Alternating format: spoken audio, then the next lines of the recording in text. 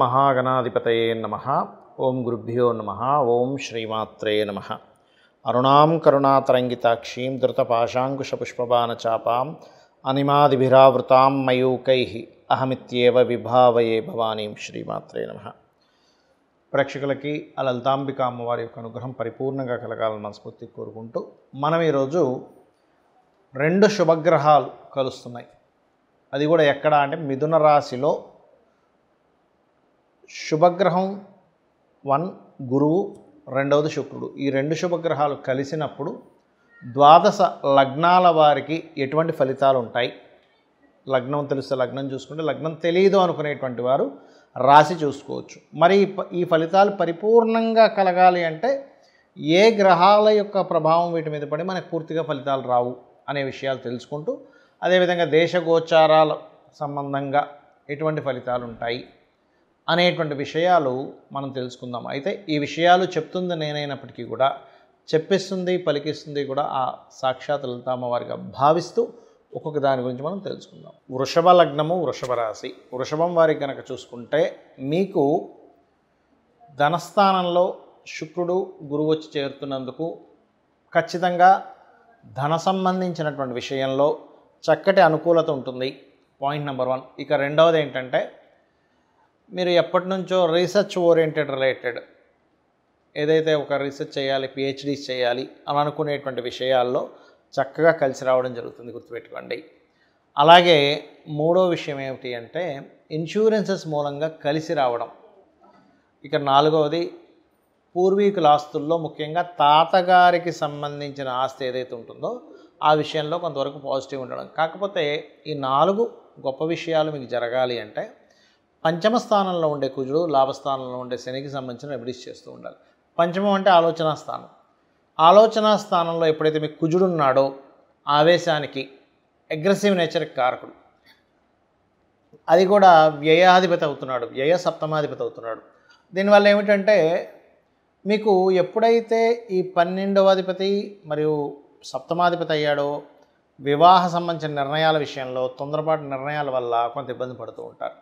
కాబట్టి ఇక్కడ ఏమవుతాయంటే ఈ కుజుడు శుక్ర గురువుల్ని ఒక రకమైన కంట్రోల్ చేస్తుంటాయి, శుక్ర గురువులు శని కుజుల్ని కంట్రోల్ చేస్తుంటాయి.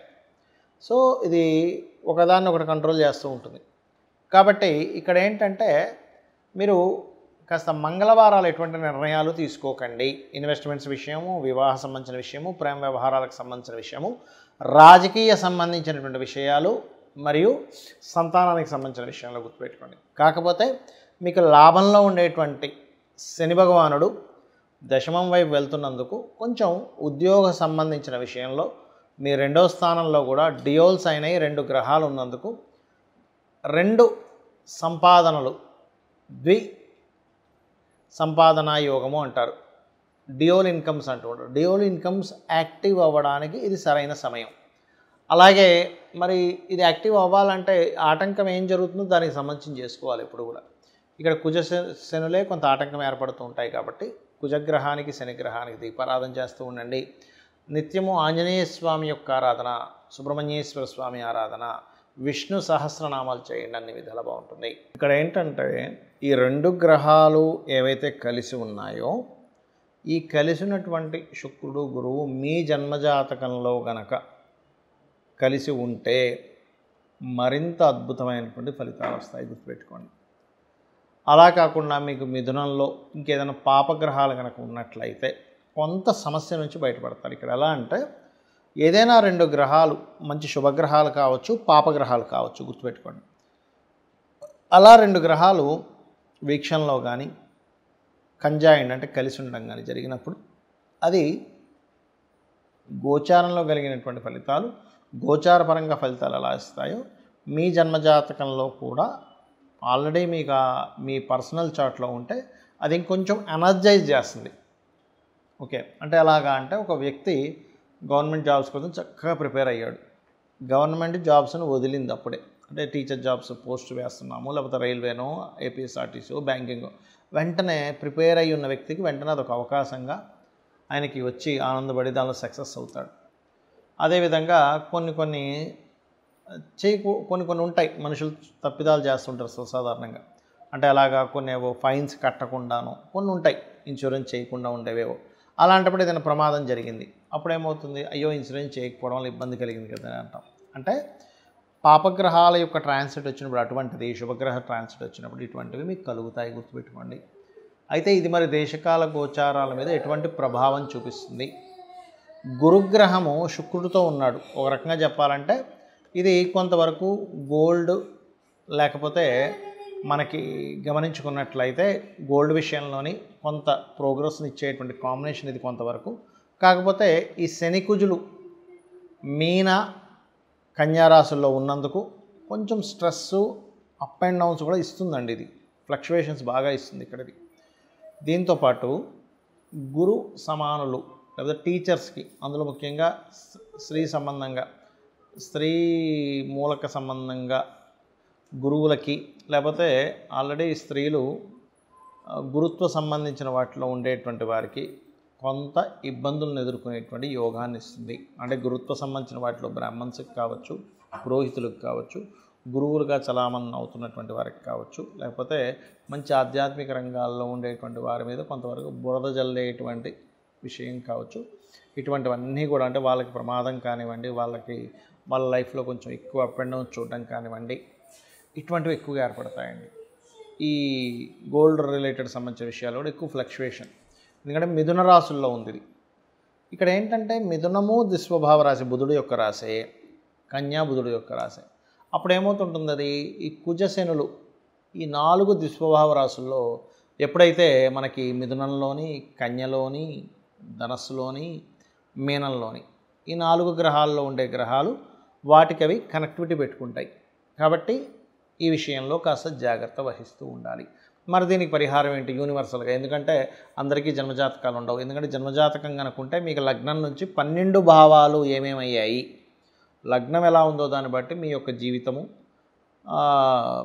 కుటుంబ స్థానాన్ని బట్టి మీకు ధనము ఎలా ఉంది, కుటుంబంతో కమ్యూనికేషన్స్ ఎలా ఉంటాయి, 3వ స్థానాన్ని బట్టి మీకు సిబ్లింగ్స్తోని, 4వ స్థానాన్ని బట్టి మీ ప్రాపర్టీ, ఆస్తి సంబంధించిన విషయాలు కావచ్చు, విద్యా సంబంధించిన విషయాలు కావచ్చు, తల్లిగారికి సంబంధించిన విషయాలు కావచ్చు, 5 సంతానము, 6 రుణరోగ శత్రువులు, 7 అనేటువంటిది వివాహ జీవితము, 8 అనేటువంటిది ఆకస్మిక సంఘటనలు, 9వ స్థానం హైయర్ ఎడ్యుకేషను, తండ్రికి సంబంధించిన మీ స్పిరిచువల్ అండ్ గురుబలానికి సంబంధించినటువంటి దశమం వృత్తి, 11 అనేటువంటిది వ్యాపారాలు, 12 అనేటువంటిది మీ ఎక్స్పెండిచర్స్, మీ ఇన్వెస్ట్మెంట్స్ ఎప్పుడు చేస్తే బాగుంటుంది అనేటువంటిది చాలా స్పష్టంగా తెలుస్తుంది.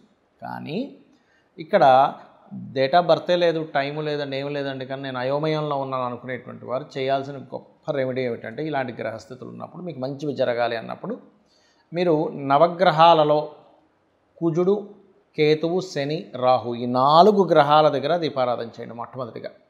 రెండవది మీకు శని మంగళవారాలు గోవులకి శనివారం బెల్లము 4 ఉండలుగా బెల్లం తయారు చేసి తినిపించండి శనివారం నాడు.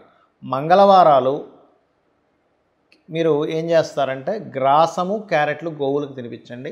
గోవులోనే సకల దేవతలు ఉంటారు కాబట్టి ఇవి చేస్తూ అందరూ కూడా ఓం నవవిద్రుమ బింబశ్రీ న్యక్కారి రదన చదాయే నమః లేదా చండీ చేసుకోవడం, చండీ పారాయణం చేయడం, లేనట్లయితే ఆంజనేయ స్వామి ఆలయాలకు వెళ్ళడం, అందులో ముఖ్యంగా పంచముఖ ఆంజనేయ స్వామి యొక్క స్తోత్ర పఠనం కనుక చేసినట్లయితే అన్ని విధాలా మీకు బాగుండడం జరుగుతుంది. దీనివల్ల ఏంటంటే యూనివర్సల్గా కొన్ని అలజడులు కూడా వస్తాయి.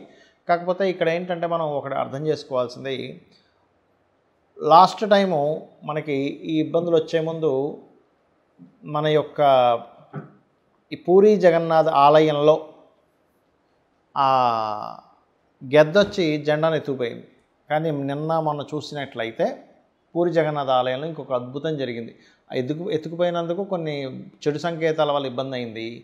ఇప్పుడు ఏమైందంటే పెద్ద కుంభవృష్టి వర్షం పడుతూ స్వామివారి ప్రదేశంలో మాత్రం వర్షం పడకుండా అలా ఆగిపోయి అక్కడ ఇచ్చేటువంటి హారతికి ఎటువంటి ఇబ్బంది కలగలేదు. అంటే ఇది ఒక గొప్ప శుభ సంకేతంగా మనం భావించాలి. శ్రీమాత్రే నమః.